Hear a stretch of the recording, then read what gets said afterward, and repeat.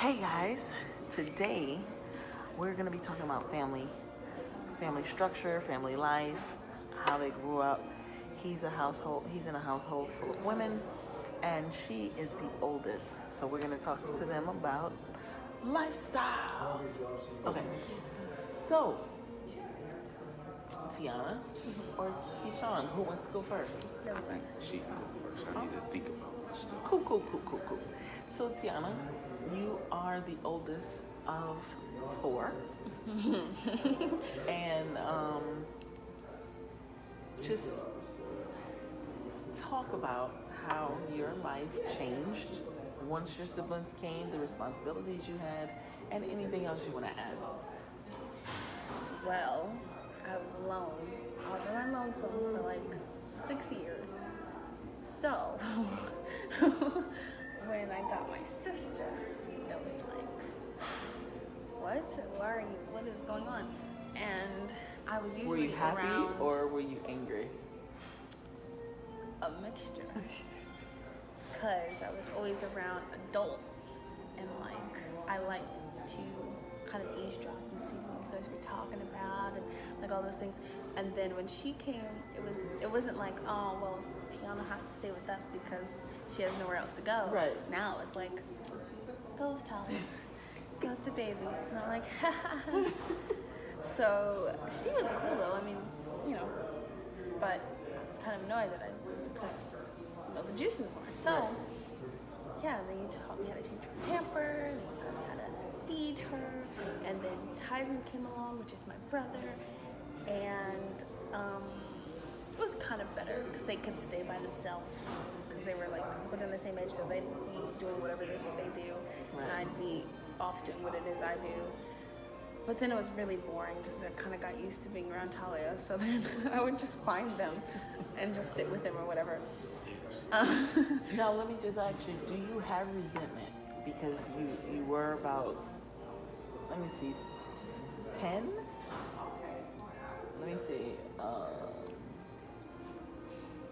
yeah, about 10 years old when she came along.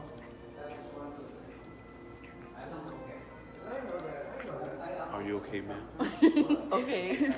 You're wanting to add something, go, before I ask my question. So. Can I just say, I have never changed a diaper before. Oh. Really? Interesting fact about me. Well, you should have been in my household. You would have have. Changed so many. Yo, Sean has definitely changed Pampers. Okay. Yeah, but then it was contracted as soon as he got it. It was like, oh, never mind. Okay, go ahead. Finish what you're saying. Oh, yeah. So then, once they got like 2 and 3, that was when like me and my older brother started like actually watching them like changing their clothes and their Pampers and feeding them and stuff. And it was fun for me kind of because I didn't need a baby doll. And like they actually moved and like talked and stuff, so wow. It was like okay. But then when I didn't feel like being around them or playing with them or whatever, I'd be like, okay, go in the room. Then I'd like lock the door, like put the little gate in front of the door so they wouldn't come out. And I just, like, I don't know, it was fun for the most part, and yeah. Well, I'm gonna tell you, for me, it really conformed, or it really changed the dynamic of our family, and you did really help us out, because at that time is where it opened up the door for us to think outside the box of how our financial situation could change. And so I don't know if it was right or wrong saying, hey, change a pamper, hey, feed them, constantly, but it did help me and your father start the trash business, because had I not had you and Delshawn, then we wouldn't have been able to do the trash business, because by us getting a babysitter, you know what I mean? Like, we had people who helped watch you to watch the children, but predominantly it was you. And so with that being said, do you have resentment from how you were raised?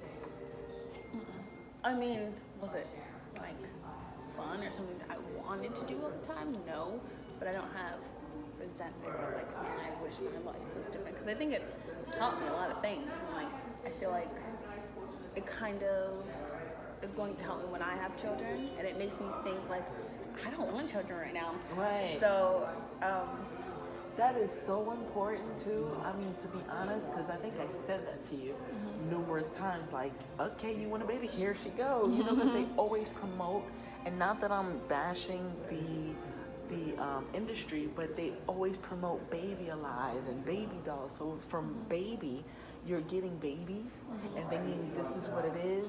And then, you know, you're thinking, oh, I want a baby doll, but I mean a baby, because you're thinking it's like a baby doll, but it's really real life. Yeah. Like, you don't get to put her over there and because when they're babies, it's all cool and fun and dandy because they smell good. Yes. They're so pretty. It's like, oh my gosh. But then they get older. yes, quickly. Yeah. I mean, and then they get sassy, and then They they get start walking independent and crawling and- and touching stuff and putting stuff in their Yeah, mouth. I think it definitely helped you, and it definitely helped Delshawn, because honestly, you're in a era where by 15, 16, you're a mom, you're a dad. So I really think that really helped you.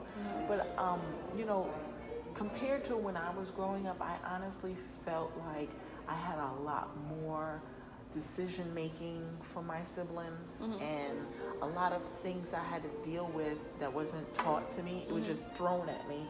Whereas I feel like with you, I felt like the better thing to do is to take time and not have you raise the children, but help with the children. And I also think that will help y'all relationship long term. Whereas, you know, if anything happens to me, you'll kick right in, and it doesn't stop with you, because guys, as now I have a 10-year-old, so right now that 10-year-old is already starting to take care of the 4 and the 5-year-old and the 9-year-old, because it has to go that way. I have everyone taking care of everyone, so you know how to take care of. You can't learn this when everybody's old.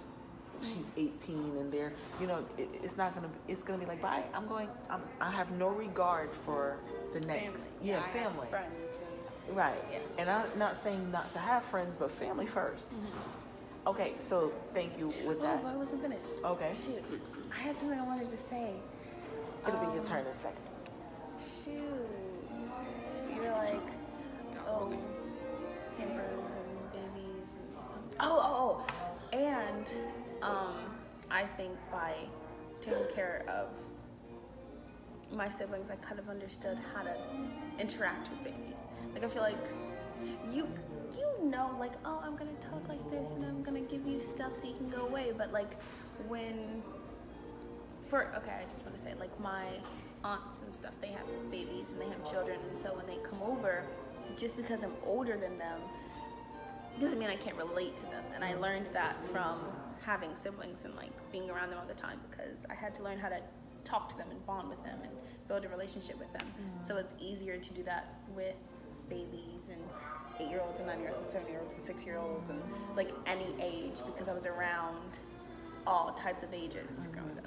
And it's really important to have this conversation, because to me, like, I had to wear like some kind of guilt a little bit, because a lot of people would be like, oh my gosh, you just don't let Tiana have a life where you're putting too much responsibility on her. She's just a baby.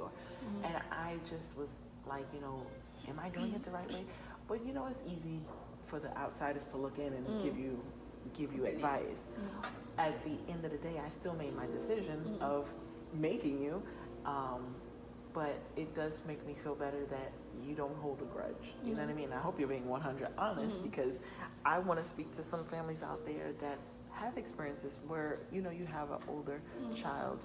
But I feel like it worked out the way it needed to, because I feel like everything that like went on with me or to me kind of made me who I am, because I feel like I was actually thinking about this earlier, like had I had opportunities to go and be free or have freedom or whatever, and people say certain things to me or had not said certain things to me, I probably would have been doing a whole lot of other things I probably shouldn't have been doing. So I think it all kind of worked out the way it needed to. Cool. All right. Keyshawn. So, You're in a household full of women. Yeah. How many? I almost forgot. 4. 4 women. Yeah, I had and to you. think about it. Uh-huh. And so how is that for you? Like, It's I don't really have to. Because I was growing up, I didn't have to feel taking care of somebody. Because everybody took Caleb. She had her mom. right, You know, everybody took care of themselves. right. So I couldn't really have the feeling of, I don't know how to explain it. You know, just taking care of somebody. We all grew up just doing things on our own. Right. Of course, we looked out for each other. Were you baby because you're the only boy? Were you like, Baby, no, really. You know, they just let me do what I want to do. No, and too, Right. of course, not like go out and kill somebody, but you know. wow, that's way Extreme, extreme. yeah. But yeah, of course, it's a lot of. More I get older, it's a lot of pressure because now I find that I need to take it upon myself to take care of them. You know, take out the trash, wash the car, dishes, all that. Oh wow, So yeah, it's that is amazing because I can talk to someone your same age and they're so selfish. Yeah, in the same situation. And just be like, Mom, get this for Yeah, me. I want this, I want that. I never would have thought that you would have said, now I feel like Yeah. taking the responsibility without having someone, a male, tell you that's what you need to do. That's applaudable. I mean, I gotta tell you, that's great. yeah, you know, I didn't grow up. I didn't really have a father figure to look up to. I had my dad, but he wasn't around like all that. So, and my cousins, my uncles, and people like that, I looked up to them real quick. Yeah. What was I trying to say? Yeah, that's about it. Okay.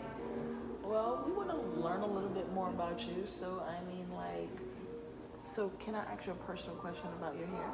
My uncle. What, you know, if you're like, okay, for example, women, girls, they have a lot of figures, whether it's mom on it, they have it on the TV, what their hair should look like, what they should look like, you know, whereas guys, what do you have? Like, what made you decide this is what I want? Like what Okay. yeah, I always wanted dreads growing up. yeah, It was just something I always wanted them. I saw other people, my family had them. So I just felt like they were meant for me. And once I got them, it was like a journey, like a personal journey. Watching my hair grow, taking care of it. But it also reminded me that I should be doing the same to my body. You know, taking care of my body. wow, Yeah, so yeah. wow. You are a diamond in the rough.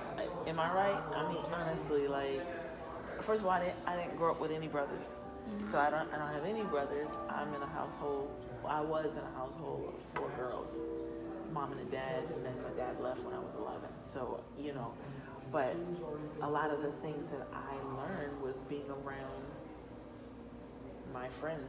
You know what I mean, and seeing how they interacted. So when you're like, I don't know, your haircuts, your, you know, grooming, like, where do you get that from? Do you get it from TV or do you get it from your father, your uncles, like, or you just, Wait, what? Like grooming, like How do I get my hair cut? like, for example, Tiana, her charisma, her style is based on what I started. Then she formulated her own self.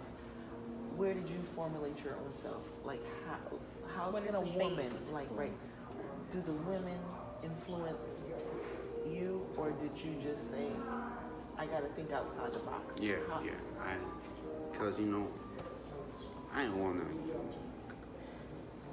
look up. I don't know. I'm trying to work. Of course, I respected them because Right. that's my mom, my aunt, my grandma. Right. But I didn't want to look up to them because I didn't want to become feminine, like real feminine. So as I say, uncle, my older cousins, I looked up to them, the males. Thinking about what I should be doing to get to their level. But also at the same time, changing it for me to make myself different from them. Customize it. Yeah. Take what I want, throw away what I don't. Yeah. That's and you know why I'm so intrigued with it? Because of Tyson. Tyson's in a house full of girls, and yeah, My brother. you know, he's 9, so basically he's like, finning and like he's struggling, and so by you telling me certain things is gonna help me understand him a little bit better, because I haven't been around any men. Growing up, knowing what they have to go through or whatever. So, any advice? Because you see, when you come around, he's just like smashed potatoes on you. And, I try to be like, fall back, but then I'm like, no, get him while you can. Get him. So, I definitely gotta understand that too. I feel like, because we like to play fight and everything. And I start getting tired, like, bro, come on now. I just want, watch some TV or something. Right. But I also gotta understand personally, I don't feel right at all, because I have Kayla. Right. But I don't want to play fight with her because she's a girl. Right. And that's not something I want to do. So I can understand where he gets the energy from, because as a male, he can play fight around with, what was I saying? But yeah, what was the question? Any advice? Any advice for Tyson? Oh, yeah. For me, for Tyson. Yeah, try to, get him to see more male family members. If that's possible, let him hang out with them. Maybe not now since he's younger, but when he gets older. Because, I would go on trash roll with my uncle. And that helped tremendously. And the times I got to see my dad, Elshawn, Takeem, all of them, it really helped. And it's helping me become a man. So, yeah, just try to give him as much time with males. So do you think it's normal for him to climb walls and say he's Spider-Man? Like, should I let him do that? Or should I tell him to get down and Yeah, it's fun to him, if that's what it's fun to him. The worst thing you can do is take away somebody's happiness. If he's having fun doing that, let him do it. That's what I think. To an extent, of course, he can't be breaking stuff. Right. Can't be Yeah, fun. no, he'll just be like, Mom, look what I can do. And he's climbing. And my face is looking like, what the? And then I'm like, okay, son, Yeah, honestly, I think that's him showing his uniqueness. Yeah. He's showing that. Yeah. And what do you guys think the importance of imagination? Tell me what y'all think. Because I know, and that's what I'm struggling with, because, we're so quick to be like, cut it out, grow up. Cut that out. That's not. But then at the same time, when you get older, you have to use your imagination and get outside this box, this little box that you're in for your whole life, to think outside the box and say, I can make money elsewhere, or I can live this way, or I can get this car. You have to learn how to use your imagination. So I'm really struggling with that. How important do you guys think imagination is? I think it's very important. I think everything that you do kind of stems from your imagination. If you don't think about it, you usually don't do it. If you don't imagine yourself doing it, you're not going to do it. Because for me, when I feel like, I don't want to do this, I think about it, and I see what would happen if I did it. I see how I would feel it. imagine it first, because you kind of want to test it out before you actually do it. You don't want to just go dive in and be like, yeah, I'm gonna do this, Right. and not have any like idea of how you want it to go or what you want to do it for and stuff. And you? What you think about it? I totally agree. I think imagination is key to everything. Basically, what she said, you know, you're not going to do something if you don't think about it. You know? Okay. So there you have it, folks. Let your child have their imagination. And so Tiana has something else to say. What is it that you're saying?